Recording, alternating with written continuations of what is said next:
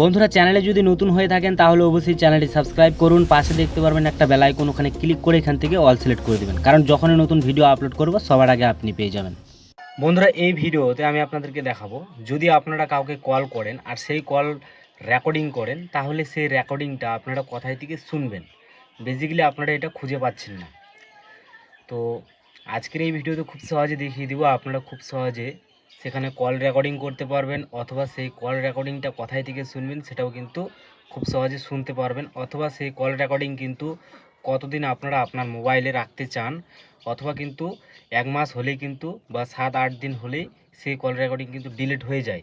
তো সেই সমস্যাগুলো কীভাবে আপনারা সমাধান করবেন, অথবা মানে আর কি একেবারের মতো যাতে থেকে যায় সেই কল রেকর্ডিং, সেইটা আপনারা কীভাবে আপনার মোবাইলে সেটিংসটা করবেন। চলো বেশি দেরি করব না, তাড়াতাড়ি শুরু করি। সর্বপ্রথম আমরা যেখান থেকে কল করি কল ডায়ালারে চলে যাব। ফোন কলে যাওয়ার পর যে কোনো একটা নাম্বারে আমরা কল লাগিয়ে দিব। আমি সিম্পলি লাগিয়ে দিচ্ছি। আমি ভলিউমটা একটু কমিয়ে দিচ্ছি। এখন আমরা এই মোর অপশন থেকে ক্লিক করলে আমরা কিন্তু এখানে একটা রেকর্ডিং অপশন পেয়ে যাব। সিম্পলি এই অপশনে ক্লিক করে দিব। আমাদের কিন্তু কল রেকর্ডিং হচ্ছে বা চলছে, এই যে দেখতে পাচ্ছেন। এখন আমাদের এই কল রেকর্ডিং করা হয়ে গেছে। আমরা সিম্পলি এখানে ক্লিক করব অথবা কলটা কেটে দিব। কেটে দেওয়ার পর আমরা সেই কল রেকর্ডিংটা শোনার জন্য কি করব, এই যে দেখতে পারবো এই নাম্বারের অপশানে আমরা ক্লিক করব। ক্লিক করার পর আমরা কিন্তু এখানে দেখতে পারবো যেই কল রেকর্ডিংটা আমরা করলাম, এখান থেকে কিন্তু আমরা এটাকে শুনতে পারবো খুব সহজে।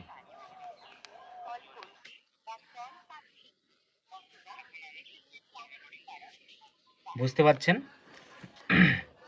এইভাবে কিন্তু আমরা সেই কল রেকর্ডিংটা শুনতে পারবো। এখন যদি আমরা অনেকগুলো কল রেকর্ডিং করি, তাহলে আমরা কিন্তু এই হিস্টোরিতে গিয়ে এখান থেকে কিন্তু যতগুলো আমরা কল রেকর্ডিং করছি সেগুলো কিন্তু আমরা এখানে এক এক করে পেয়ে যাব। তো অলরেডি আমি 2টা করেছি।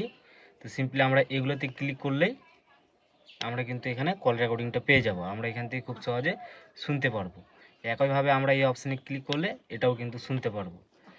এখন আমরা এই যে কল রেকর্ডিংটা করছি, এটা কিন্তু আমাদের বেসিক্যালি 7 দিন অথবা আমাদের 1 মাস পর্যন্ত আর কি সেই কল রেকর্ডিংটা থাকে আমাদের মোবাইলে। আর যদি তারও বেশি দিন হয়ে যায় তাহলে কিন্তু অটোমেটিক সেই কল রেকর্ডিংটা ডিলিট হয়ে যায়। তো সেইটা সমাধান করার জন্য আমরা কি করব, আমাদের মোবাইলের সেটিংসে একটু যেতে হবে, মানে আমাদের কল ডায়ালারের সেটিংসে। তো সিম্পলি আমাদের কি করতে হবে, একইভাবে চলে যেতে হবে আমাদের মোবাইলের ফোন কলে। যাওয়ার পর আমরা সবথেকে উপরে দেখতে পারবো এখানে একটা 3 ডট, এই অপশানে ক্লিক করে সেটিংসে চলে যাব, ফোন কলের সেটিংসে। যাওয়ার পর আমরা এখানে একটা জিনিস লক্ষ্য করব, সেটা হচ্ছে কি কল রেকর্ডিং। এই যে দেখতে পাচ্ছেন এই অপশানে ক্লিক করবেন। এখানে ক্লিক করার পর এখানে দেখতে পারবেন যে যেগুলো আপনারা কল রেকর্ডিং করেছেন সেগুলো যদি আপনারা দেখতে চান, তাহলে এখানে দেখতে পারবেন যে ডিলিট অল রেকর্ডিং নাও। তো এখান থেকে কিন্তু আপনারা খুব সহজে সেগুলো বুঝতে পারবেন বা দেখতে পারবেন যে এখানে কিন্তু এতগুলো কল রেকর্ডিং আছে। তো আপনারা এখান থেকে ক্লিক করলে সেই কল রেকর্ডিংগুলো কিন্তু ডিলিট হয়ে যাবে। আর এখানে দেখতে পাচ্ছেন যে ডিলিট রেকর্ডিং, এই অপশানটা দেখতে পাচ্ছেন। এই অপশানে যদি ক্লিক করেন তাহলে এখান থেকে আপনারা পেয়ে যাবেন 30 দিন, 14 দিন, 7 দিন, এখানে আছে আমার নেভার। এটার মানে হচ্ছে কি, যদি আমরা এখানে 7 দিন রাখি, কনফার্ম অপশানে যদি ক্লিক করি, যেগুলো আমরা কল রেকর্ডিং করব সেগুলো কিন্তু অটোমেটিক আর কি 7 দিন পর ডিলিট হয়ে যাবে। আমরা যদি একইভাবে এই 30 দিন অপশানে ক্লিক করে দিই, কনফার্মে ক্লিক করি, তাহলে কিন্তু আমাদের 1 মাস পর্যন্ত থাকবে সেই কল রেকর্ডিং, আর কিন্তু সেগুলো ডিলিট হয়ে যাবে। এইখানে আমি আরেকটা আপনাদেরকে একটা সেটিংস দেখাবো, সেই সেটিংসটা খুবই সুন্দর একটা সেটিংস। তো এই কাজগুলো আপনার পছন্দ মতোভাবে করে নেবেন। যদি আপনারা কখনোই যদি না চান যে যাতে একেবারের মতো আমাদের মোবাইলে থেকে যায় সেই কল রেকর্ডিংগুলো, তার জন্য আপনারা কি করবেন, নেভার অপশানে ক্লিক করে দেবেন, মানে ডিলিট হবে না। যতদিন থেকে না আপনি ডিলিট করবেন ততদিন থেকে কিন্তু সেই কল রেকর্ডিং ডিলিট হবে না।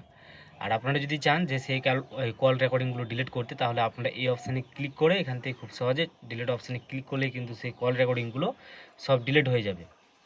এই যে দেখতে পাচ্ছেন আমরা কিন্তু এখানে কল রেকর্ডিং করেছিলাম, এখন কিন্তু আর নেই, দেখতে পাচ্ছেন।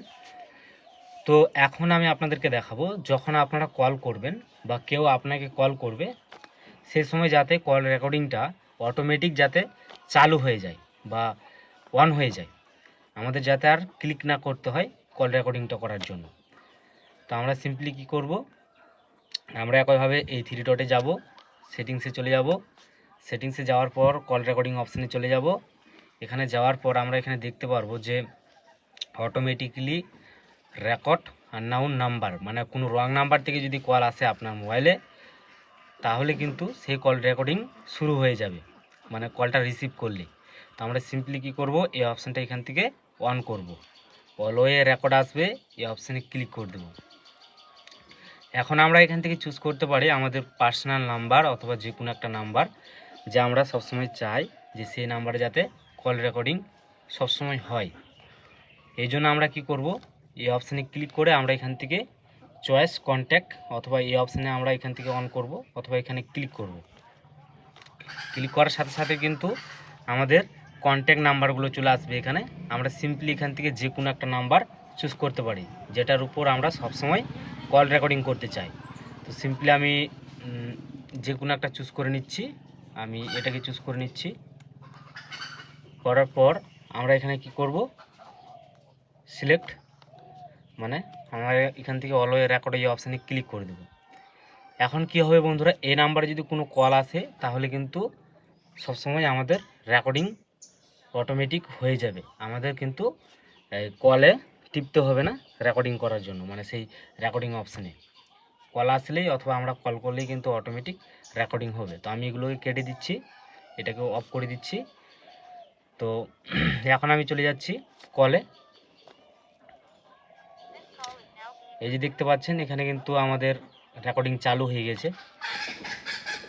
এখন যদি আমি কলটাকে কেটে দিই, এখানে দেখতে পারবেন যে সেই রেকর্ডিংটা কিন্তু এখানে চলে এসেছে।